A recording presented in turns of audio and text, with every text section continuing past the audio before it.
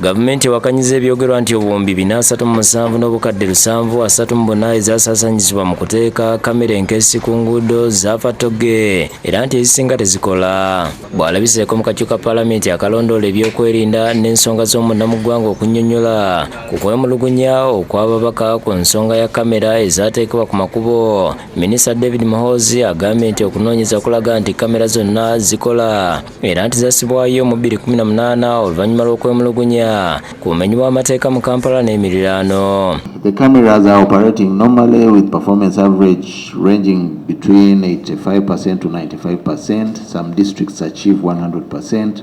The implementation of Phase 3 has not commenced because funds have not been secured.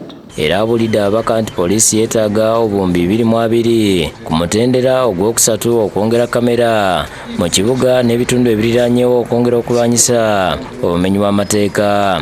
This phase addresses remaining gaps in the Kampala metropolitan area and other regions and would focus on improving system operations, maintenance and upgrading existing CCTV infrastructure. Wabula ssente w'akakiiko Wilson Kajwenje asabye minisita okunnyonnyola oba kamera zino zisobola okukwata obulungi ebifaananyi bya feesi z'abamenyi b'amateeka n'abo abeera bambadde obukookolo. You need to assure the country that your cameras have capacity to detect face of a criminal, whether hooded or not hooded. Peter Okeyo, omubaka wa Bukooli Island, asabye poliisi okunnyonnyola oba okunoonyereza kwa ssaabawagizi w'ebitabo bya gavumenti kwe yakola ku kamera zino ate zitereka ebifaananyi okumala ennaku 9 zokka.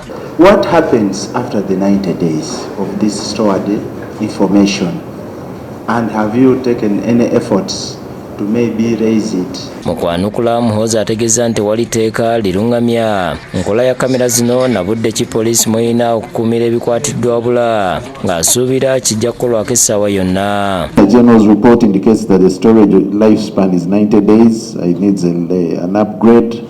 The technical people should help us here. However, it should be noted that there is no law guiding the operation of CCTV systems. Hence, a cabinet memo has been drafted for guidance. Abakera bamusoyeza ebibuuzo ku nnyambala y'abasirikale ba jaati nga bambadde obukookolo n'abaanukula tetekikkirizibwa kuba balina okutegeerekeka nga bakola emirimu gyabwe. We have not had your communication and stand towards that. Why are they hiding? Is it part of the directives you give to them to hide? You are talking about people who are hooded. Because it's not acceptable. Yeah. It's not acceptable. If you are enforcing the law, you must be properly identified. Ssaabaduumizi wa poliisi Abbas Byakagaba agambye nti wabaawo obwegugungo poliisi erina okuyingirawo yadde ng'era ategeeza nti ekyali ekawempe tekyali kirungi nga kati embeera egenze erongooka.